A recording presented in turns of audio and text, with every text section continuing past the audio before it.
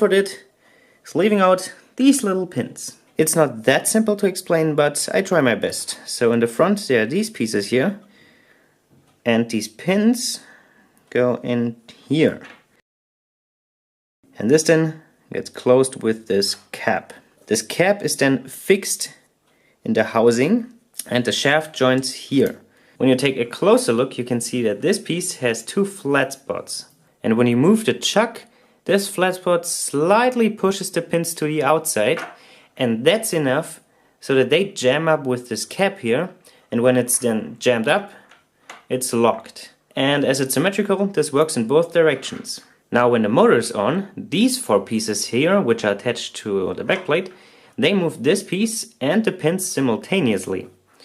So let's say when it rotates in this direction, you can see that it pushes against here, and at the same time the pins move also to this location.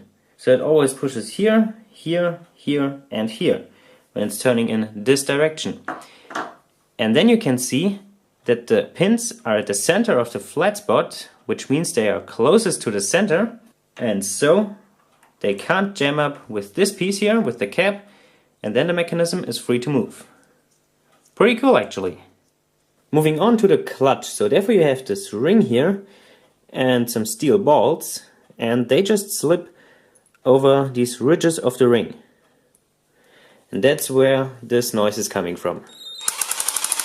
And with another steel ring and a spring and a plastic screw, and there you have your indicator.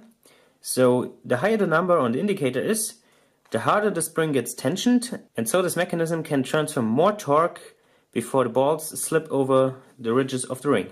Next interesting part is the gearbox. This is a 2-speed drill and it has 2 planetary gears. Now this is how it looks without the motor, and this here is the ring you can move to change the gears. So this here would be first gear. I'm turning on the end where the chuck is. This here would be the motor end, and as you can see, the motor would spin very fast and the chuck spins slow, but that means more torque. And this would be second gear. As you can see, motor spins slower, chuck spins faster, but less torque.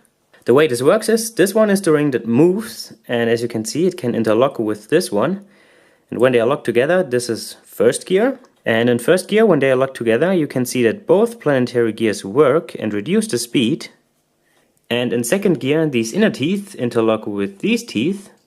And when these are locked together, you can see that the second planetary gear is not active, but just the first one. So that means higher speed and less torque. And the gear coming out from the gearbox connects to the last planetary gear, which is attached to the shaft connection with the outer ring. And as you can see, the shaft is not driven by the middle gear or the ring, but by the planet gears. When it's assembled, it looks like this. So now we are in second gear. If I switch to first gear,